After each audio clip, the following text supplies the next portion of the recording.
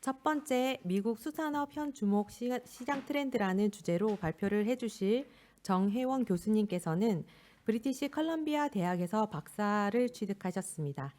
현재는 센트럴리아 대학교 조교수로 재직하고 계십니다. 그럼 교수님 발표를 부탁드리겠습니다. 네. 우선 이런 뜻깊은 자리에 초대해 주셔서 감사합니다. 안녕하세요. 소개해 주신 대로 저는 미국 워싱턴에 있는 센트럴리아 대학교의 조교수로 재직 중인 정혜원이라고 합니다. 저는 오늘 미국 수산업의 현재 시장과 주목받고 있는 배합 사료에 대해 다뤄보려고 합니다. 먼저 미국의 양식 산업은 현재 다양한 새로운 방향을 모색 중입니다. 순환 여과 양식 시스템과 같은 지속 가능한 양식 구축을 비롯해 AI 자동 사료 공급기와 같은 신기술 도입, 그리고 수익성과 생산성 향상을 위한 선발 육종, 새로운 백신 개발, 그리고 보다 효율적인 콜드체인 등 다양한 노력이 이루어지고 있습니다. 이 표는 미국 내 어종별 양식장 수와 판매액을 보여주는데요. 현재 미국 전역에는 약 1,000개 미만의 양식장이 있으며 연간 총 판매액은 약 8억 2천만 달러에 달합니다. 원화로는 약 1조 1천억 원 정도입니다. 또한 미국 양식 산업에는 메기, 송어, 틸라피아와 같은 어종이 가장 많이 생산되고 있다고 보여집니다. 하지만 이 그래프의 파란 바에서 보시다시피 양식장 수는 1998년부터 시간이 지남에 따라 지속적으로 감소한 걸로 보여지고 있는데요. 또한 미국처럼 큰 시장임에도 불구하고 그래프의 주황색 선으로 나타난 판매액 역시 기대만큼 증가하지는 않았습니다. 대신 인구 증가와 수요를 충족하기 위해 같은 기간 동안 해산물 수입이 크게 증가하였는데요. 글로벌 기준으로 보면 미국은 비교적 작은 규모의 양식 생산국으로서 전 세계의 18위에 해당합니다. 미국은 소비하는 해산물의 약 85%를 다른 나라에서 수입하고 있는데요. 주요 해산물 생산국은 중국과 인도이며 한국은 여기서 대략 7위에서 10위 사이에 위치합니다. 대신 미국 수산업은 기술, 사료, 장비, 그리고 해외 투자와 같은 다른 분야에 집중하고 있는데요. 저는 오늘 배합 사료 산업에 더해 더 중점적으로 다루어 보려고 합니다. 양식에서 사료는 비용 중 가장 큰 비중을 차지하는 항목 중 하나입니다. 이건 캐나다 자료인데요. 보시다시피 전체 유지비의 40%에서 50%에 이를 정도로 굉장히 중요합니다. 현재 사료는 주로 어분과 어유를 기반으로 제조되는데 미국은 이들 원료의 순 생산량이 그렇게 많지 않은 국가입니다. 이에 따라 원료 자체의 생산보다는 영양학적으로 정밀하게 설계된 배합 사료의 개발과 공급에 더욱 집중하고 있습니다. 그 이유는 이제 배합 사료는 단순히 영양 공급을 넘어 면역 체계를 강화시키고 다양한 건강 문제를 완화할 수 있는 혁신적인 솔루션 개발에 초점이 더 맞춰지고 있습니다. 사료가 더욱 주목받는 이유는 사료 급이 과정에서 다양한 문제들이 일어날 수 있기 때문인데요. 대표적으로 부영 양화로 인한 저산소 구역 형성, 그리고 미섭취 사료의 침전으로 인한 폐기물 축적, 그리고 어류 체중 추정의 부정확성으로 발생하는 영양 결핍 등이 있습니다. 좀 더 일반적인 관점에서 보면 양식 환경에서 흔히 발생하는 문제로는 질병 발생과 그에 따른 항생제 내성, 그리고 수온 산소, 암모니아 농도 등의 수질 불균형, 그리고 과도한 취급으로 인한 스트레스 등이 있습니다. 미국에서는 배합 또는 약용 사료의 활용을 통해 이러한 다양한 문제들을 효과적으로 완화할 수 있다고 믿고 있습니다. 말하자면 사료를 치료의 도구로 바꾸자는 방향으로 산업이 움직이고 있는 것입니다. 현재 활발하게 연구를 진행 중인 대표적인 미국 배합사료 기업으로는 카길, 퓨리나 그리고 제이글러가 있는데요. 이 기업들은 현재 미국 전역의 여러 대학 및 정부 기관과 협력하여 다양한 연구 개발을 수행하고 있습니다. 몇 가지 예시를 드리자면 카길의 자회사인 EWS에서 개발한 어댑트 림노라는 사료는 연어의 해수 이송 시 발생하는 염분 스트레스를 줄이기 위해 지방산 뉴클레오타이드, 비타민 등 성분을 조절하였는데요. 민물에서 사육 중인 치어에게는 어댑트 림노라는 시기를 급여하고 해수로 이송되어 스몰트 단계에 진입한 이후에는 어댑트 마린이라는 시기로 전환하여 급이하면 스트레스를 줄여줄 수 있다고 합니다. 또 다른 예시로는 저온기의 세균성 감염에 의해 겨울궤양이라고는 불리는 질병이 자주 발생하는데요. 이는 수온이 떨어지는 겨울철에 흔히 나타나는 문제인데 이를 완화하기 위해 면역력과 치유 능력을 높이는 영양소와 황산화제를 추가로 함유한 윈터라는 사료가 유통되고 있다고 합니다. 또한 전 세계 연어 양식업에서 가장 흔하게 발생하는 문제 중 하나는 바로 사진에 보이는 바다이 실라이스인데요.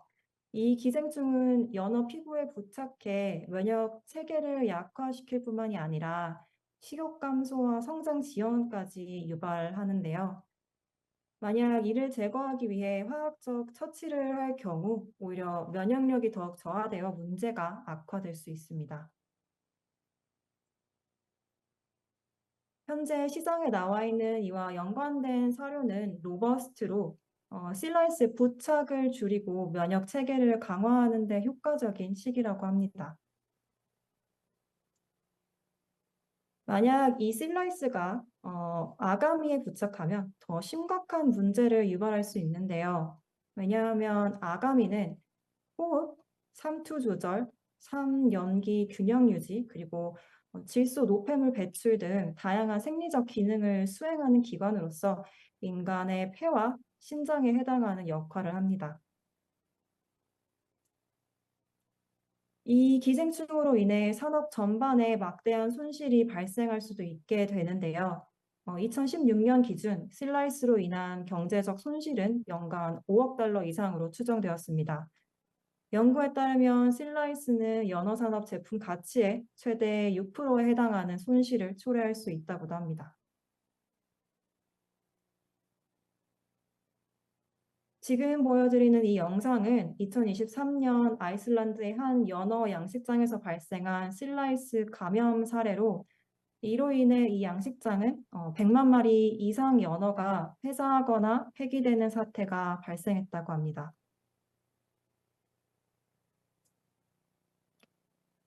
아가미가 실라이스나 다른 균에 감염되면 상당 부분의 조직이 손실되는데요.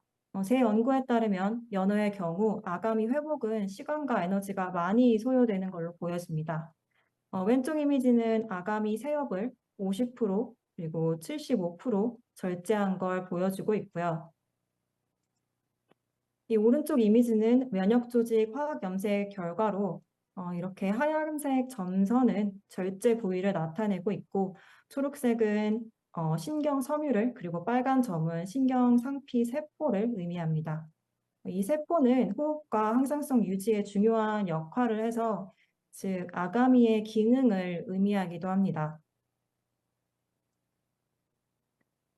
왼쪽 상단 이미지는 대조군의 아가미이고 50% 절제 후 4주, 8주, 12주 변화를 추적했는데요.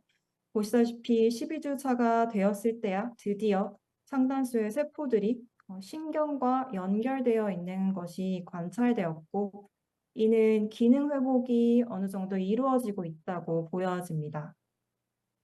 이 연구에 따르면 50% 절제된 경우에는 회복에 약 20주가 소요되었고 75% 절제된 아가미는 해당 기간 내에 회복되지 않았습니다.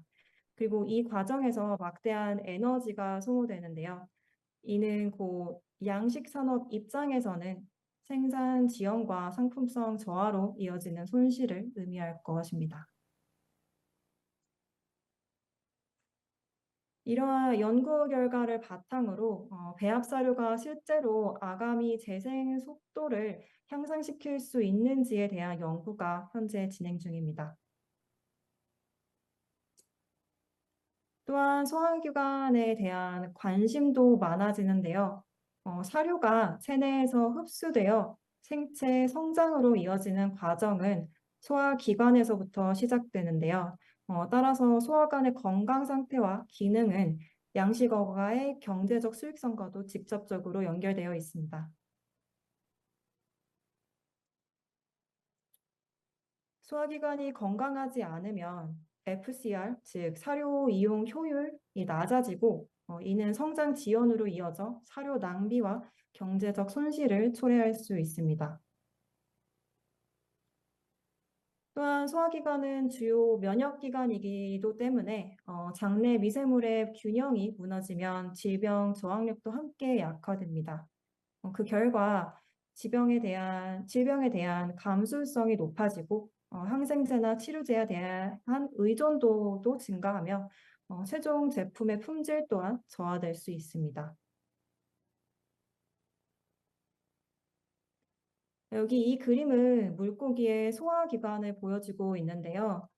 이 손가락 같은 부분은 유문수라고 하는데 여기는 표면적을 넓히고 소화효소를 분비하는 역할을 합니다. 그리고 이곳은 산을 분비하는 위, 그리고 탄산수소 나트륨을 분비하는 장입니다. 이 유문수를 제외하면 사람의 소화기관과도 유사한 구조입니다. 즉, 먹이를 섭취한 뒤 이를 소화, 흡수하고 체내에 동화시키는 전 과정에서 대사적 에너지 소모가 발생합니다. 이 그래프는 연어 치어의 대사율을 보여주는데요. Y축은 산소 소비량을, 그리고 X축은 급이 후 경과 시간을 나타냅니다. 보시는 것처럼 급이 후 약 35% 정도 산소 소비량이 증가하며 다시 원래 수준으로 회복되는데 약 30시간이 소요됩니다.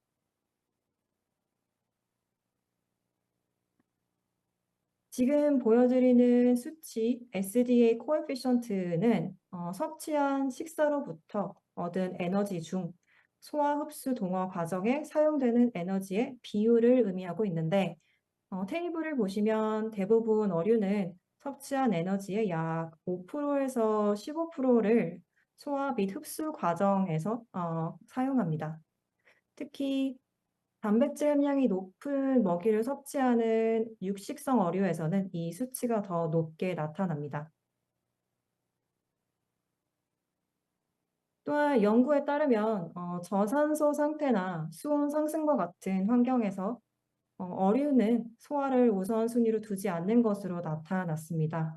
이러한 스트레스 요인은 더 많은 에너지의 비율을 소화가 아닌 다른 생리적 기능으로 분산되도록 만듭니다. 따라서 이러한 환경은 소화 효율과 성장 속도에 모두 영향을 줄 수 있을 텐데요.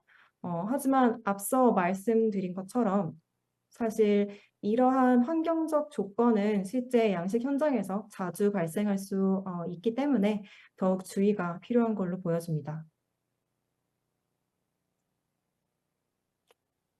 또한 사료에 포함된 중탄산염은 이렇게 위산과 만나면서 이산화탄소를 생성하게 됩니다.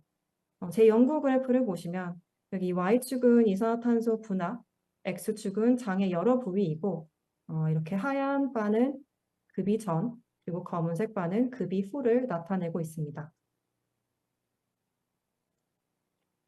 그리고 보시다시피 급이 이후 모든 부위에서 이산화탄소 농도가 증가한다는 것을 확인할 수 있습니다. 이렇게 만들어진 이산화탄소는 소화관 내부에 쌓이게 되는데요. 순환계로 흡수가 된다면 결국 아가미를 통해 배출되어야 합니다. 즉 소화 자체뿐 아니라 그 부산물인 이산화탄소 처리에도 대사적 비용이 발생하는 것이죠.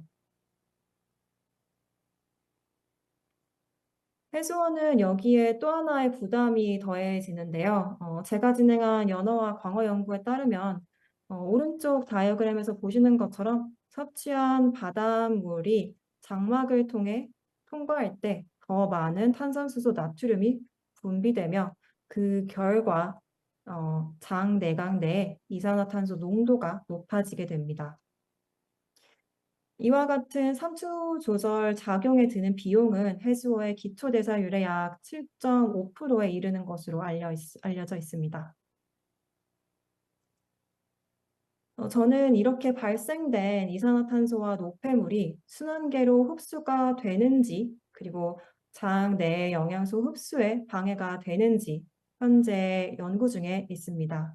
만약 그렇다면 어류가 소화하는 데 드는 에너지 소모를 줄일 수 있는 배합 사료가 개발될 수도 있다고 봅니다. 또한 새로운 배합 사료는 영양소 흡수에 최적화된 pH 환경을 형성하는 데 도움을 줄 수 있다고도 보는데요. 이러한 효과는 궁극적으로 사료 이용 효율 FCR을 향상시키고 나아가 경제적 수익성을 극대화로 이어질 수 있을 것으로 기대합니다. 현재 글로벌 차원에서 배합 사료와 장내 미생물에 대한 연구가 활발히 진행되고 있고, 과학자들은 사료의 구성에 따라 장내 미생물의 생태계가 어떻게 개선될 수 있는지에 주목하고 있습니다. 시간상 해당 주제와 관련된 논문 몇 편을 이 슬라이드에 소개해 두었습니다. 마지막으로 한국에서도 사료 연구가 점차 시작되고 있는 것으로 보이며 이 분야에서 미국의 다양한 사례들이 유용한 참고가 될 수 있을 것으로 기대합니다. 네, 지금까지 미국 수산업의 현황과 주목받고 있는 분야와 연구에 대해 간단히 소개해 드렸습니다. 발표는 여기서 마치고 궁금한 점이나 협업에 대한 아이디어가 있으시면 편하게 이메일로 연락 주시기 바라겠습니다. 감사합니다.